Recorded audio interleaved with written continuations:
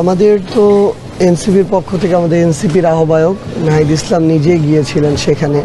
কিন্তু আসলে এমন একটা ঘটনা, প্রথম যে ঘটনাটা ছিল এটা শুধু আমরা নয়, পুরো দেশের মানুষই আসলে মানে মর্মাহত হওয়া শুধু নয়, এটা আসলে সবার হৃদয়ে রক্তক্ষরণ করেছিল যে ভাই আমাদের এই নতুন বাংলাদেশের জন্য জীবন দিয়েছে, তার একজন কন্যা, আমাদের একজন বোনের সাথে এই যে ঘটনা, নৃশংস ঘটনা, এটা তো শুধু আমাদের এই বোন লামিয়া নয়, পৃথিবীর কোনো বোনের সাথেই কেউ প্রত্যাশা করে না। তো আমরা আমাদের জায়গা থেকে আসলে কিছুদিন আগে একইভাবে আমাদের ছোট্ট শিশু আরেক বোন আসিয়াকে আমরা এইভাবে হারিয়েছি। তো যতদিন না আসলে এই যে কালপ্রিটরা, আসলে এদেরকে তো শয়তানের সাথে তুলনা করা যায় না, এটা তো মানুষ নয়, মানুষরূপী অবশ্যই পশু। তো এদেরকে যতদিন না দৃশ্যমান একটা শাস্তির আওতায় আনা যায়, এদের ফাঁসি কার্যকর করতে হবে এবং এটা মানুষের সামনে আসলে দৃশ্যমান হতে হবে। সেটা যদি সামনে উন্মুক্ত জায়গায় করতে পারে উন্মুক্ত জায়গায়, না পারলে সেটার ছবি বা ভিডিও ফুটেজ মানুষের চোখের সামনে আসা উচিত। মানে মানুষ এখন বিবেকবোধ হারাতে হারাতে এমন জায়গায় গিয়েছে যে এই নৃশংস ঘটনাগুলো এখন আমরা বারবার দেখছি। আমরা আমাদের মাকে কখনো আমাদের বোন লামিয়াকে ফিরিয়ে দিতে পারবো না।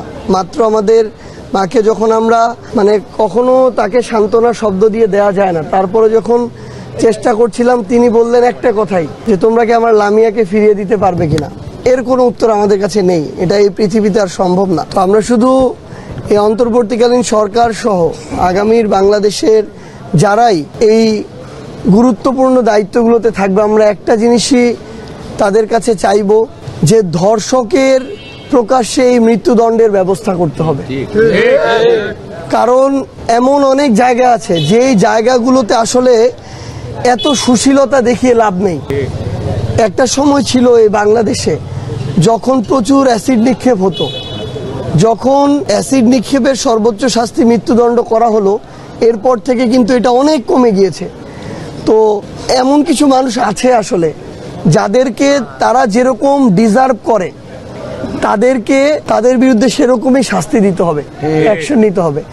তো আমরা আমাদের জায়গা থেকে আমাদের এনসিপির পক্ষ থেকে, এবং শুধু এনসিপি নয় পুরো বাংলাদেশের মানুষের পক্ষ থেকে আমরা অন্তর্বর্তীকালীন সরকারকে বলবো যে তারা যে 90 দিনের কথা বলেছেন কিছুদিন আগে আমাদের বোন আসিয়ার সময়, এটা আরও যদি দ্রুততম সময়ের মধ্যে দৃশ্যমান শাস্তি নিশ্চিত করা যায়, তাহলে দিন শেষে আগামীতে আমাদের আর কোনো বোন আসিয়া কিংবা লামিয়াকে আমাদের আর হারাতে হবে না। আমাদের একজন ভাইকে আমরা হারিয়েছি এই অভ্যুত্থানে। আসলে খুব স্বাভাবিকভাবে মানে একটা মানুষ যখন বিবেকবোধ হারিয়ে ফেলে তখন এই ধরনের মানে নৃশংস ঘটনার সাথে জড়িত হয়। কিন্তু তারপরও মানুষের ন্যূনতম যদি বিবেকবোধ থাকে, অন্তত এইটুকু মাথায় কাজ করবে যে তার বাবা এই অভ্যুত্থানের একজন শহীদ।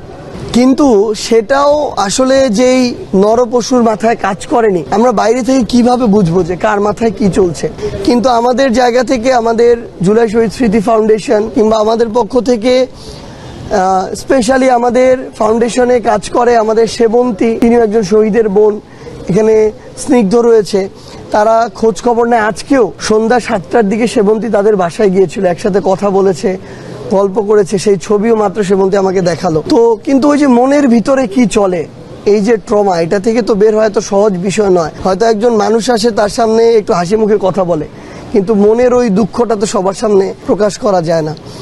তো আসলে দিন শেষে আমরা ওই একটা জিনিসই বলতে চাই যে এটা আমরা এই পৃথিবীতে কিংবা এই দেশে আমরা লামিয়াকে, আসিয়াকে আমাদের নিজেদের বোনের জায়গায় যদি দাঁড় করাই, তাহলে আমরা আর আমাদের এরকম কোনো বোনকে হারাতে চাই না। এটার জন্য সরকার তার জায়গা থেকে যত দ্রুত যে ব্যবস্থা নিক না কেন, পুরো দেশের মানুষের এখানে অকুণ্ঠ সমর্থন থাকবে।